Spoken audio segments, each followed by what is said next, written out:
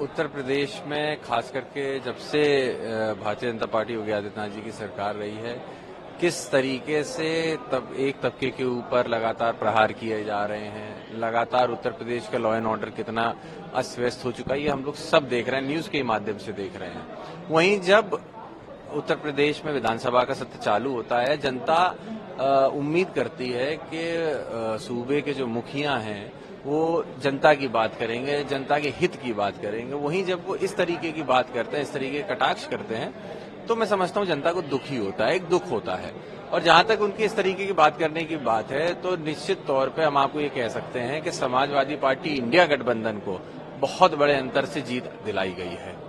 आज जरूरत इस बात की नहीं है कि वो हम लोगों के ऊपर कटाक्ष करें, जरूरत इस बात की है वो खुद इस बात को देखें कि आज उनकी पार्टी के अंदर कितना विरोधाभास पैदा हो रहा है। आपको ऐसा लगता है कि एक जो नंबर है लोकसभा का, उससे कहीं ना कहीं पार्टी के अंदरूनी लड़ाई शुरू हो गई?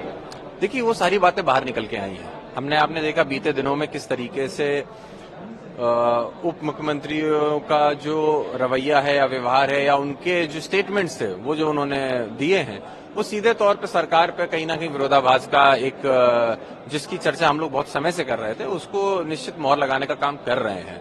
हमने देखा है कि किस तरीके से उत्तर प्रदेश की राजनीति में जब से समाजवादी पार्टी इसने बड़े अंतर से जीती है, वहां पे एक खलबली भारतीय जनता पार्टी के अंदर जो प्रदेश की लीडरशिप है उसको लेके बन चुकी है। राहुल गांधी ने ट्वीट कर सुबह ये जानकारी दी कि उनको ये जानकारी मिली है कि ईडी जल्दी एक रेड करने वाली है उनके ऊपर। आपको लगता है कि उनका इशारा मिसयूज ऑफ सेंट्रल एजेंसीज की तरफ है?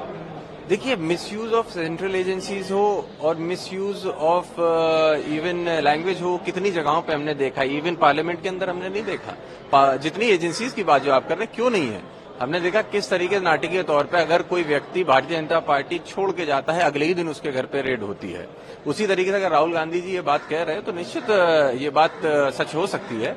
और जहां तक पार्टी की इन लोगों की बात है, तो इन लोगों ने राजनीति जो है वो आज की तारीख में एक भय का माहौल बनाने का प्रयास किया जा रहा है। और आप हमसे जुड़े रहने के लिए सब्सक्राइब करें YouTube पर, फॉलो करें Twitter पर और लाइक करें Facebook पर। और ज्यादा जानकारी के लिए आपको टाइप करना होगा सिर्फ न्यूज नशा।